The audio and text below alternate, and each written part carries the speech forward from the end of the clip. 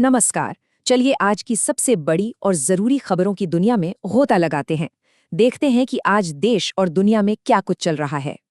आज हम बात करने वाले हैं ईरान के विरोध प्रदर्शनों की, बिहार की सियासत में क्या चल रहा है उस पर भी नजर डालेंगे, और हाँ, क्रिकेट फैंस के लिए भारत न्यूजीलैंड सीरीज की अपडेट है। साथ ही एक दिलचस्प आसमानी तूफान की चेतावनी और बॉर्डर पर हुए एक बड़े तकनीकी संकट की भी बात करेंगे। तो चलिए सबसे पहले शुरुआत करते हैं दुनिया भर की कुछ बड़ी खबरों से। हमारी पहली बड़ी खबर आ रही है दुनिया के सबसे बिजी बॉर्डर्स में से एक मलेशिया सिंगापुर बॉर्डर से, जहां एक तकनीकी गड़बड़ी ने हजारों लोगों को बड़ी मुश्किल में डाल दिया। तो हुआ ये कि जोहर चेक पॉइंट पर अचानक पूरा सिस्टम ही क्रैश हो गया, और आप सोच सकते हैं कि क्या हुआ होगा। यात्रियों की लंबी लंबी कतारें लग गईं, हजारों लोग घंटों तक वहीं फंसे रहे, और वहां पे एक तरह से अफरा तफरी का माहौल बन गया।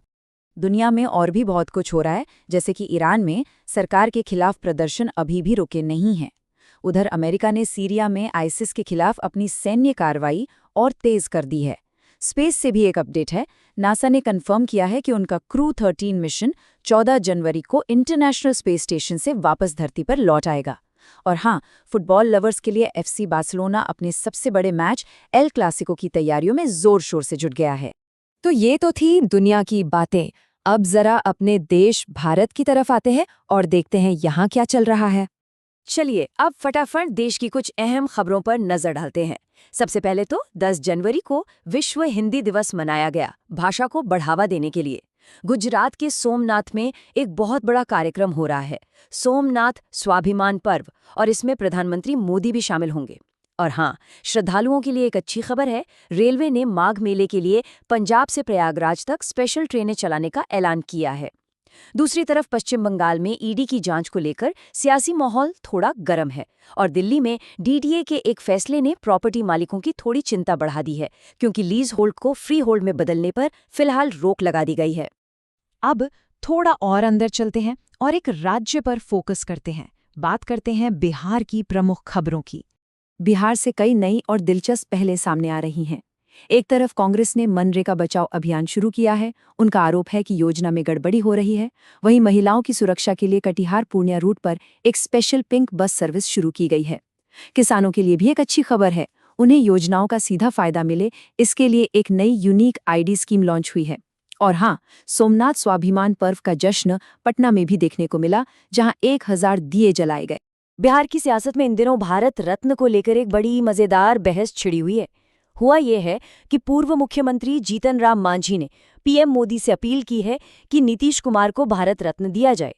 लेकिन तेज प्रताप यादव एक कदम और आगे निकल गए। उन्होंने कहा कि सिर्फ नीतीश कुमार ही क्यों, लालू प्रसाद यादव और नीतीश कुमार दोनों को भारत रत्न मिलना चाहिए। चलिए अब राजनीति से हटकर सीधा चलते हैं खेल की दुनिया में। क्रिकेट फैंस तैयार हो जाइए। आज से भारत और न्यूजीलैंड के बीच जबरदस्त वनडे सीरीज शुरू हो रही है। दोनों टीमें गजब की फॉर्म में हैं, तो यकीनन ये मुकाबले बहुत ही रोमांचक होने वाले हैं। अब जरा बास्केटबॉल की बात कर लें।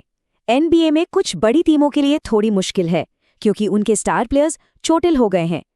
शार्लेट हॉर्नेट्स को अपने स्टार खिलाड़ी लामेलो बॉल के बिना खेलना होगा, और बॉस्टन सेल्टिक्स के स्टार जेसन टैटम भी इंजरी की वजह से बाहर हैं।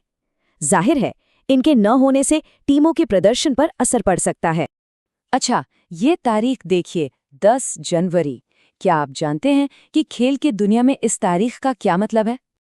जी हाँ, 10 जनवरी एथलेटिक्स के लिए एक बड़ा दिन था, क्योंकि इसी दिन अमेरिका में world athletics cross country championship हुई, जहां दुनिया भर के टॉप रनर्स ने हिस्सा लिया। और अब दिन खत्म होने से पहले आज की कुछ और जरूरी खबरों पर एक आखिरी नजर डाल लेते हैं। तो दिन की 2 आखिरी लेकिन जरूरी खबरें। पहली खबर सीधे विज्ञान की दुनिया से है। एक मध्यम दर्जे का भूचुंबकीय तूफान हमारी पृथ्वी से टकरा रहा है।